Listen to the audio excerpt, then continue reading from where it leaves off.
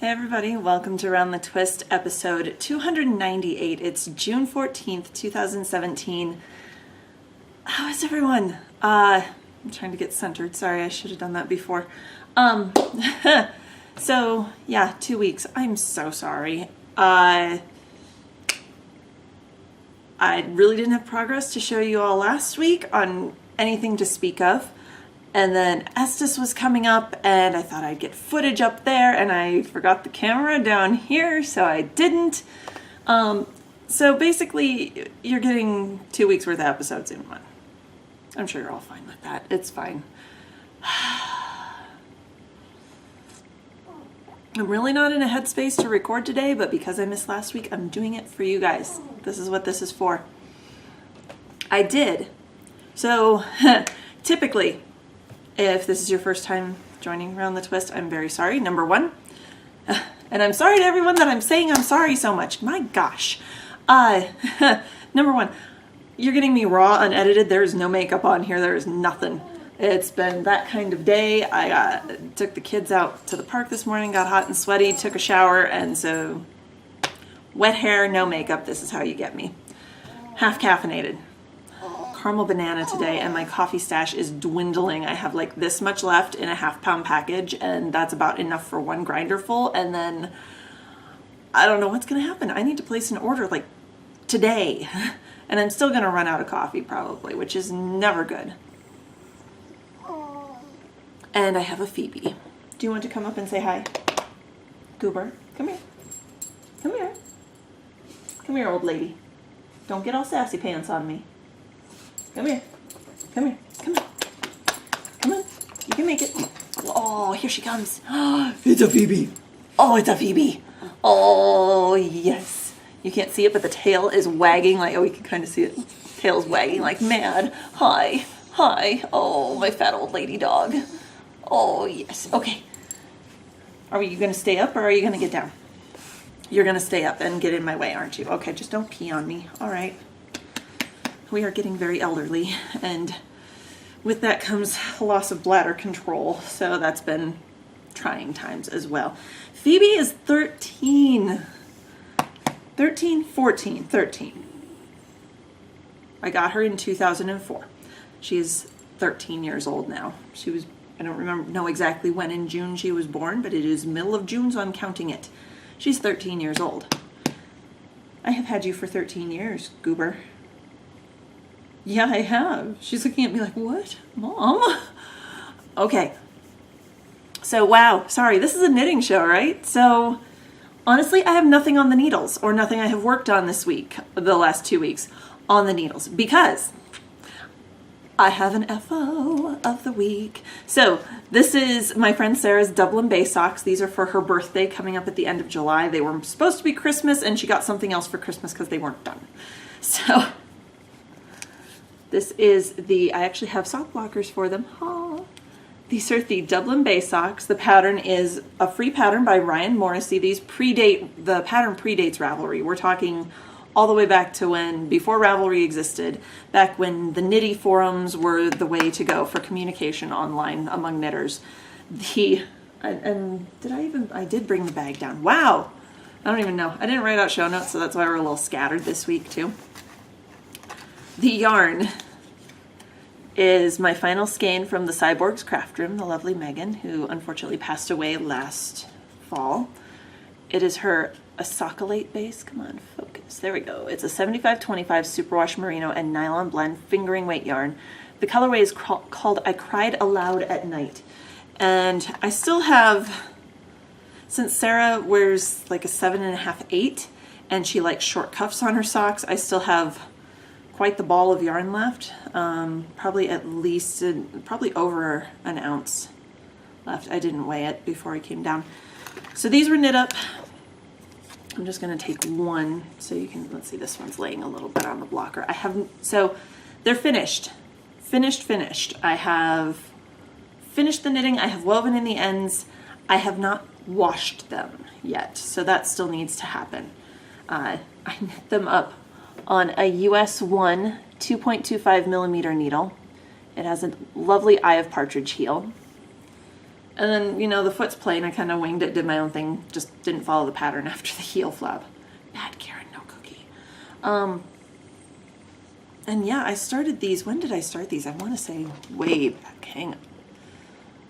Oh, I'm not. Let's not look on there. Sorry. So unprepared for today. Oh my goodness. Yes, oh my goodness, Goober. Oh my goodness. I'm kind of fighting between, that's not what I wanted to do. That's not what I wanted to do either. That's what I want to do. I'm kind of fighting against time because the twins are napping-ish. Gabe's napping. Tara's already popped out of her room twice.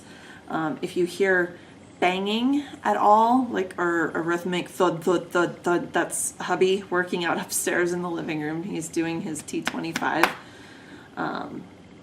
So let's see, Sarah's Dublin Bay socks. Here we go. I started these February 20th and I finished them on June 12th, so a couple days ago. They are done. Thanks in part to two things. A friend wanting to go see the 5th Pirates of the Caribbean movie, Dead Men Tell No Tales. Meh. Not my favorite, not the worst of the lot, so take it for what you will. They definitely set it up for a 6th one, though. Just letting you know there. And then, let's see. What was the other thing? Oh, yeah. The other night, hubby finally decided he's like, I haven't gamed in like a month and a half. Let's go downstairs. I want to play Witcher. So he pulled out Witcher 3, and we sat over here, and I was able to mostly finish the toe on the 2nd sock. So I'm very happy with the way they turned out. It makes me want to pull out my giant 3-ring binder of sock patterns that I used to do. Anytime I find a sock pattern, again, pre-Ravelry, back when Knitty was the thing, I'd find it, I'd like it, I wouldn't just like it, I'd save it on my favorites on my computer, and I'd print it out, put it in a plastic sleeve and put it in a 3-ring binder and have them all in there alphabetized. I've got a ton of patterns. I think like a 3.5 or 4-inch 3-ring binder full, and then another, I think, 2-inch one that's partially full, and that's mainly with the ones from the Rock and Sock Club that's done by Blue Moon Fiber Arts. So I have a lot of sock patterns that I haven't even touched. But more coffee. So those are almost done. They will be finished, complete. They are finished for Sarah's birthday, and I'll be seeing her toward the end of July, so I'll be able to give her those in person. Although summer in the Midwest, she doesn't exactly need wool socks currently, but I know she'll need some for the fall. So, and I got to get cracking on her. The speed I'm knitting at, I've got to get cracking on whatever I'm making her for Christmas. So that's the only thing I'm working on. So let's move worked on, FO. Let's move right on to various and sundry. We went to Estes, the Estes Park wool market this weekend up in Estes Park, Colorado. We only went up basically for Saturday morning. We got kind of a late start, but that's okay. That's what happens when you have kids. Hubby and I took the twins up there. We had barely made it in the door. And I had taken Tara to the bathroom, and a lady recognized hubby and Gabe and said, "You're Karen's husband." And he was kind of taken aback by that. And I was like, well, yeah, get used to it. So, and then right after we finished talking to that lady, another lady saw us. And those were the 2 people that recognized us. Yay. That's double the number of people that recognized me the previous year. So I count it as a win. Thank you, both of you. I'm so sorry I can't remember your names, but thank you. It brightened my morning, basically my week, significantly. So thank you so much for coming up and talking and thanking me for starting the show up again after my hiatus that I had. So we walked the vendor barn. Just walked it, just a quick go through because the twins were, we want to see the animals. Where are the sheep and goats? So took them back over to the sheep and goat barn, and I'll be honest, I was a little disappointed in the animal turnout this year. I mean, it feels like there were a lot fewer animals, sheep, goats, alpacas, llamas, but it felt like there weren't especially alpacas. It felt like there weren't nearly the amount because the old vendor barn, what used to be the vendor barn, last year was full of alpacas, and the bunnies were like just in one corner, and we went to walk in and there was a sign outside labeling alpacas, bunnies, or alpacas, yeah, alpacas, bunnies, and the children's area. Well, they kind of had like a ring of tables set up in the middle of the giant open barn. The Paco Vicunas, which used to have their own tent, were in one little corner of the barn, and then the bunnies were over in another little corner of the barn. There were about 10 cages, and that was it. I'm like, where are the alpacas? I didn't see them. Further down in like the barns that have the stalls in them, closer to the grandstand, one barn was completely empty. There was nothing in there. And last year I know there were llamas in both barns like that. And then the other barn had llamas in it. And there might have been some alpacas. I'm not sure. We didn't actually go into that barn, but the first barn was completely empty. But the twins were very happy with the goats and the sheep that they did see. They were over the moon, especially Tara, to be able to pet a goat. If we lived in the country, I get the feeling we would have a goat. And yeah, but this year was the first year they weren't fearful to touch the animals, so that was kind of fun. And then we kind of circled around. We watched some of the obstacle course up in the grandstand, which again, very small turnout. Up in the grandstand, I feel like stuff wasn't announced quite as much, or people didn't know, because there was no one down at that end. The food vendors were in this little tiny alley between the back of the vendor barn and the front of the sheep and goat barn. So it's like they were trying to keep everything up by the vendor barn. I heard very good comments from a couple of friends that the fleece judging, the judge that did the fleece judging this year, I didn't catch his name, but that he was very informative, very good about answering questions from the audience. It was almost like taking a fleece class, that he did a very good job, was very patient with everyone. So that was good. I wish I could have sat in on some of that, maybe when the twins were a little older. And then we went back through the vendor barn. I hadn't really seen anything that jumped out, but I mean, this has happened before. I believe I said the same thing last year.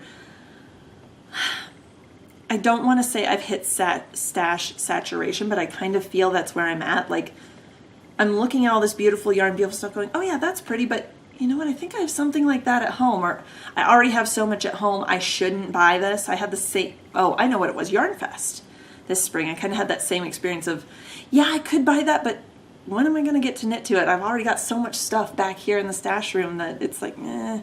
So my one splurge was, I bought 4 Connie Toggle prints. I'm only going to show you 3 of them because the 4th one is a gift, and the person that I got it for watches the show, so I can't show it. So I got, let's see if we can get this without the glare. There we go. Coffee bean, because hello. Hello, right here. Both coffee bean and coffee being, yes. I got Knit Happens. And I got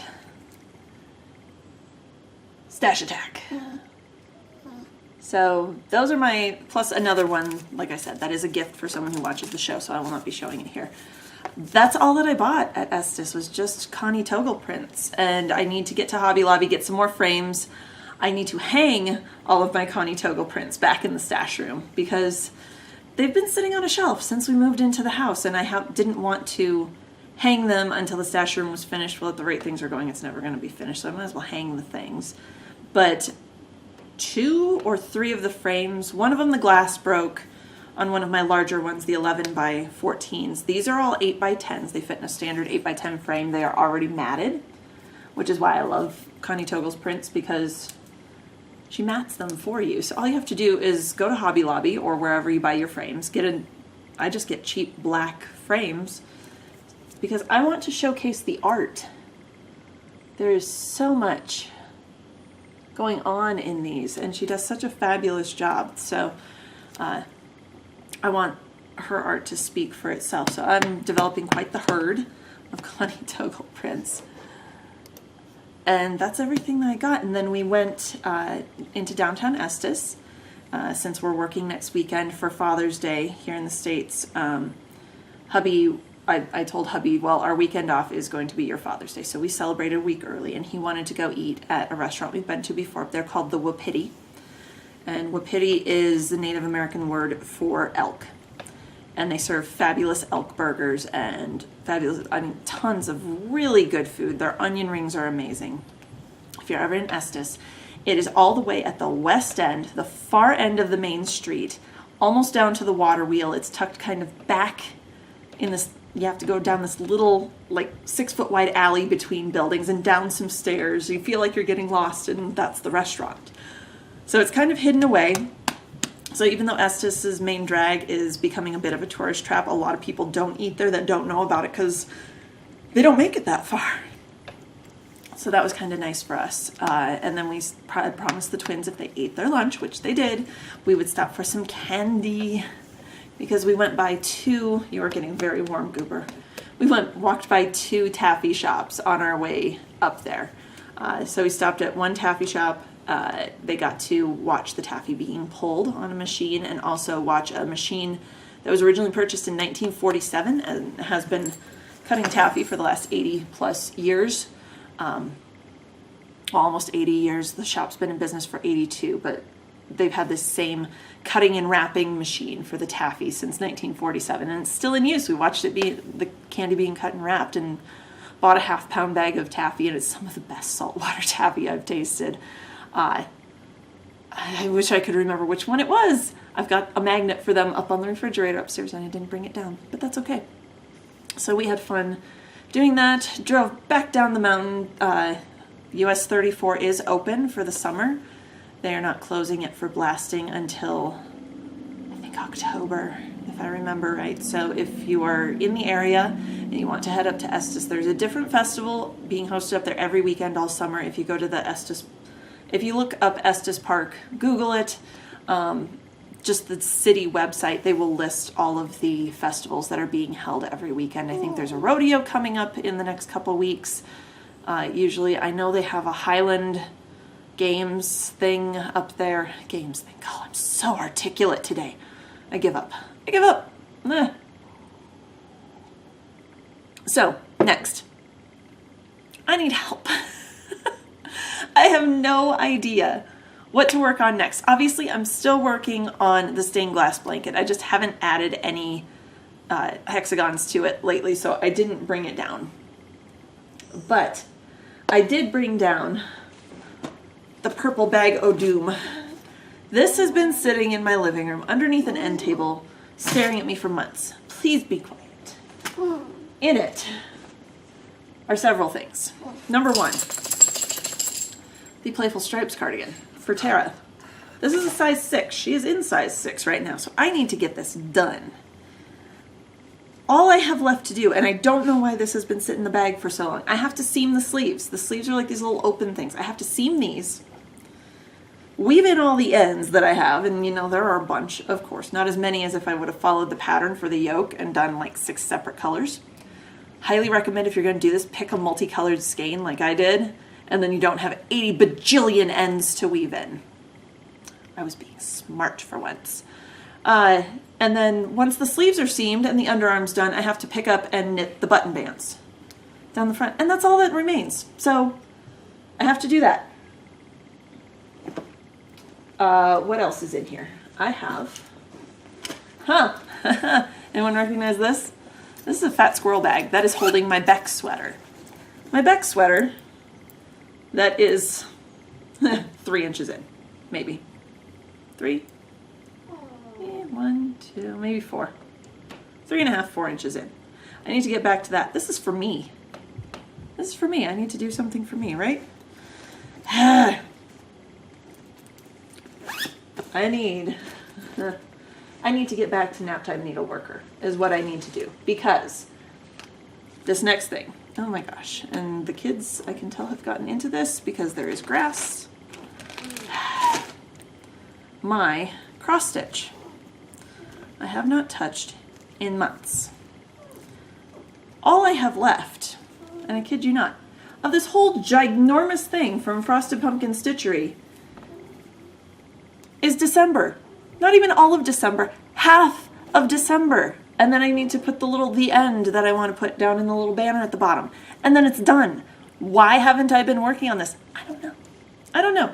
It's like this purple bag has become the black hole for craft projects, and I just haven't done anything else on it. And I think that's all that's in here. Everything else is stuff from the Playful Stripes sweater. So everyone, please, until you see me finish these, nag me.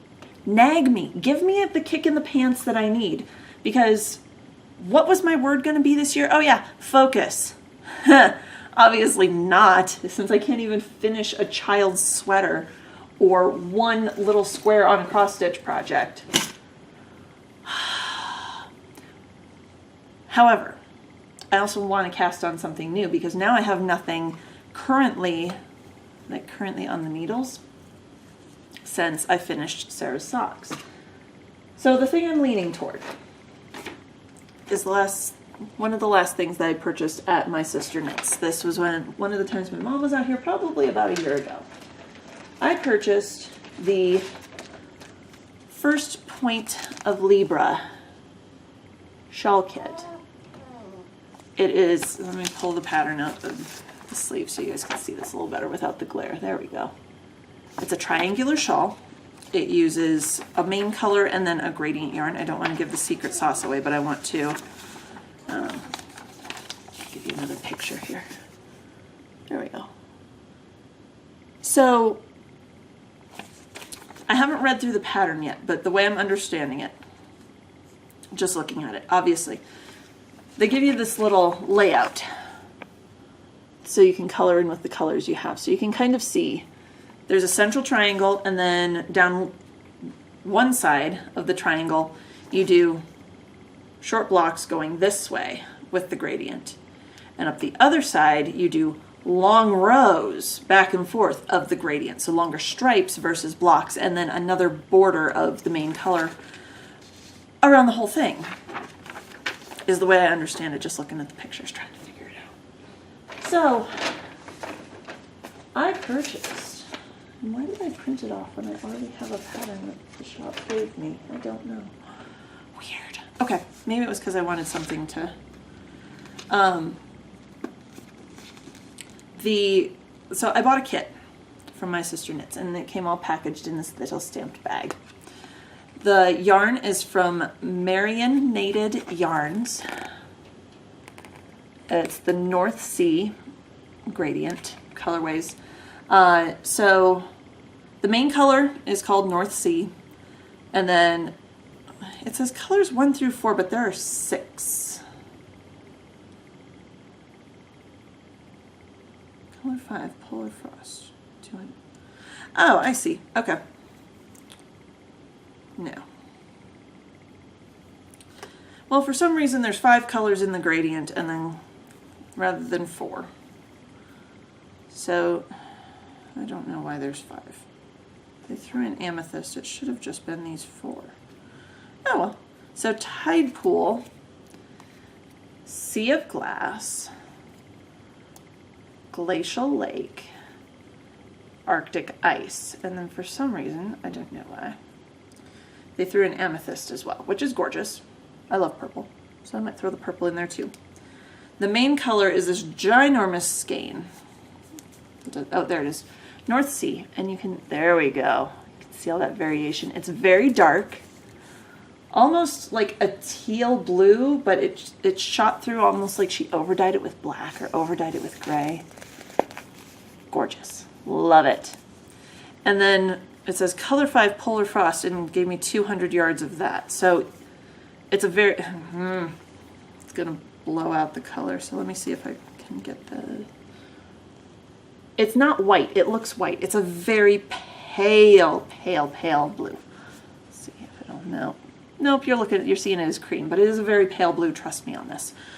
So I'll figure it out. And I think that's what I'm gonna start next. It is, the yarn is from Marionnated Yarns. You can see the Marion, like Maid Marion, aided. It's rather marinated yarns. It is her Scrumptious HT150. It is her fingering weight. It is an 80-10-10. So 80% superwash merino, 10% cashmere, 10% nylon. There's 600 yards in the big skein. I don't remember how much I purchased this for. It's probably down in the bag. I don't even know if my sister Knit still has it, but I'm sure if you contacted them... No, that's not it. I don't know. Honestly, for this much yarn that has cashmere in it, I want to say it was around 90 bucks, if I remember right. Around $90. So my sister Knits will do ordering online and through Scrumptious. Yeah. I don't know. I'll figure out what this purple is for. This is going to bother me until I figure out what the purple is for and what order I'm supposed to do these in. So, meh. It's all good. It's all good. So,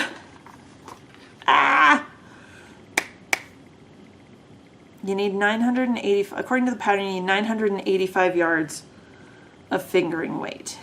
And they gave you plenty, so you need 550 yards of the main color. Got it. I've got 600, so that might be pushing it, but we'll see how my stuff is. Contrast color 1, 2, 3, and 4, you need 80 yards. I have 100, so we're good there. Contrast color 5, you need 105, and I have 200. So, awesome. It's knit on a US 4, according to this. Should be a 62-inch wingspan, 26 inches deep. All right, I'll figure it out. I'll figure it out. It's all good. So here I am trying to figure it out on while we're recording. Let's not do that, Karen. Okay. So maybe next week you'll see I've started this. Maybe not. I haven't decided yet. Meh. I don't know. But I definitely want to finish some more things so I don't have those projects dangling over me and the purple... I'm going to call it the purple bag o' shame, because that's what it feels like. It's just staring at me from across the living room as I'm just laying on the couch like a lump going, what the heck? I don't want to. Oh, on that note, since we're 27 minutes in and I've just been rambling for a long time. So I'm going to skip doing any questions this week. However, if you have anything you want to ask me, please head over to the Ravelry group. The Any Questions thread is stickied at the top. Ask me whatever you want, within reason. Something that's appropriate for the content of the show, please. And I will try to answer it on a future episode. So I'm going to let you guys go. I really thought this was going to be a short show this week, but then I ended up rambling because I didn't write out show notes. So until next week, I'll see you all later. Until then, happy knitting.